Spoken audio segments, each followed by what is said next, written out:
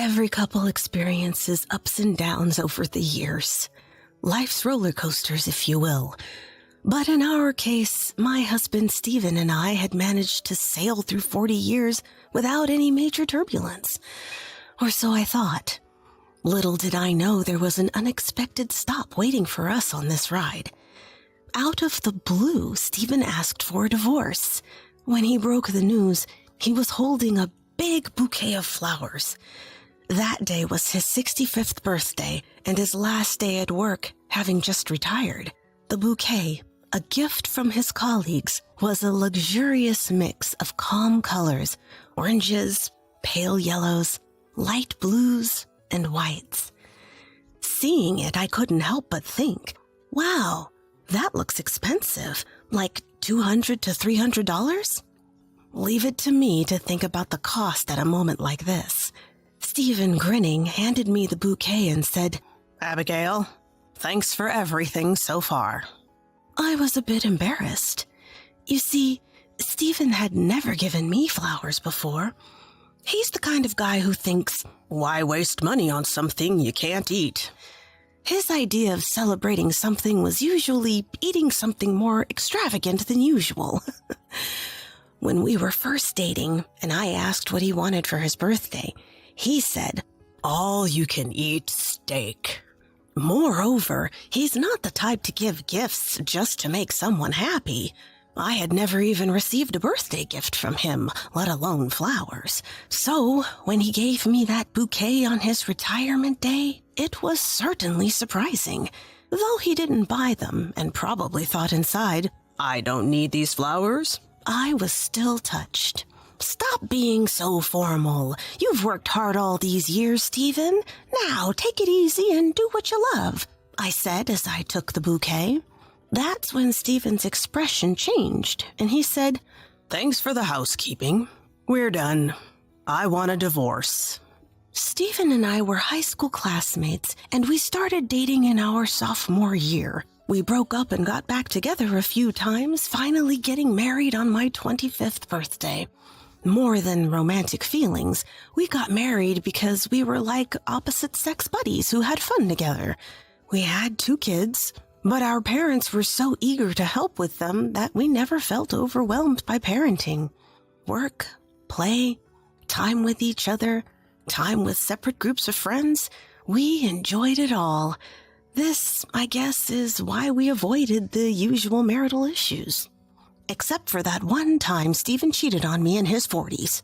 I found out long after they had broken up, discovering pictures of them looking cozy on a company trip. It was a shock, even for a laid-back couple like us. When confronted, Stephen admitted it easily, saying they had dated for about 2 months after the trip, but had already broken up. "You were super busy with work, Abigail. Remember staying at that business hotel near your company? I just felt lonely and ended up cheating with a subordinate," he said nonchalantly. Maybe I should have expressed my hurt more at that time. But then he said, "You know what? I prefer you, Abigail. That other woman was so demanding, always wanting jewelry or to watch romantic movies. Made me appreciate how great you are." I was inclined to forgive him, so I never really took any action. I even decided to quit my job, thinking I had also been neglecting Stephen. But that's how it goes in marriage, right? Well, it seems Stephen didn't feel the same way. According to him, things were off since our honeymoon. I wanted a food-centric trip, but you went ahead and chose a sightseeing itinerary. Sightseeing only makes you hungry, and the food was just average. I knew then you weren't considering my feelings, he said. Really? You felt this way for 40 years? Who was it that seemed to enjoy all that sightseeing on our honeymoon?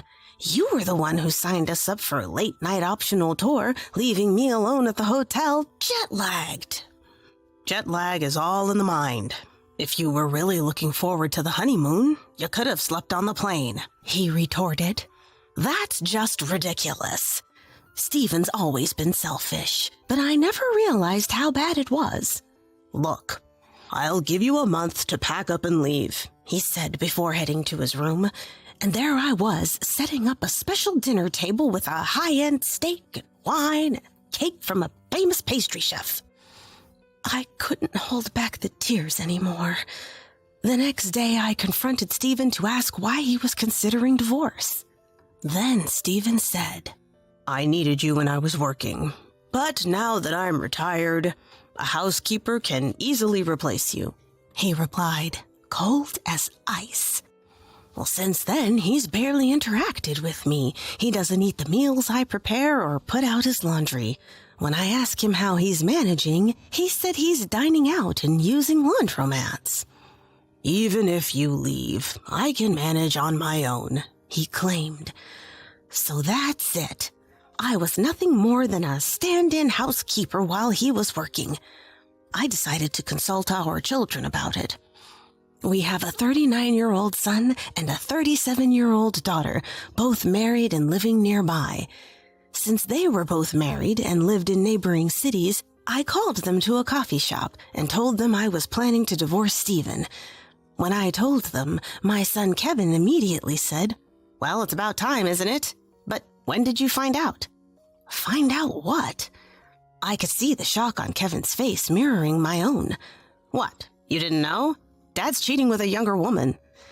According to Kevin, while he was walking through a bustling downtown area for work, he spotted Stephen and a younger woman heading towards a hotel. Caught off guard, I asked him about it. "It's just for fun, and Mom knows." Stephen apparently justified himself. "Look, when I was 20, Dad cheated with someone from his office, remember? Mom was cool about it then, so I figured it was the same this time." I couldn't believe Stephen was cheating again, and lying about it too. Just then, my daughter immediately suggested hiring a private investigator to look into Stephen's actions. Right, no time to be shocked. I'm going to find out everything. After a week of investigation, it turned out that Stephen's affair was with the receptionist at his office, and he was giving her a monthly allowance. When I listened to a recorded conversation captured by the investigator at a cafe, they were discussing a sum of around $1,000 per month, and the woman was asking for more. Stephen's response? "I'll be divorcing my wife soon, so let's get married. I'll give you a generous allowance." So that was the plan, to kick me out. Kevin and the kids suggested that I talk to this woman, but I want to give Stephen and her a real shocker. I scoured the internet and consulted with a lawyer friend to find the most impactful approach. A few days later, I called Stephen into the living room. "I'll agree to a divorce, but not until we settle on alimony and asset division," I began. Stephen eagerly responded, "Half the money in each of our accounts and half the value of this house and land after the mortgage is paid off. That's fair, right?" "That's asset division. Let's discuss alimony first. I want $50,000. "Why should I pay anything? Divorces aren't uncommon for people our age," he scoffed. That's when I showed him a few pictures of him in the act. "Now you understand why you have to pay alimony." I said all that, and Stephen looked stunned. "So, I also overheard your conversations with her. You've been giving her a $1,000 allowance every month. You plan to celebrate your 3-year affair and upcoming wedding with a trip, huh? That means you've been handing her $1,000 a month for 3 years. That money should have been part of our shared assets. I'll be including it in the division of property." That's not all. Stephen had been receiving his credit card statements by mail and left them unopened. I gathered them all and checked the contents. Just the bills I found totaled over $20,000. Hotel stays in Los Angeles, luxury brand shopping popular among women. All suspicious charges. I'll include that too. Oh, I also found a lease for an apartment dating back 3 years.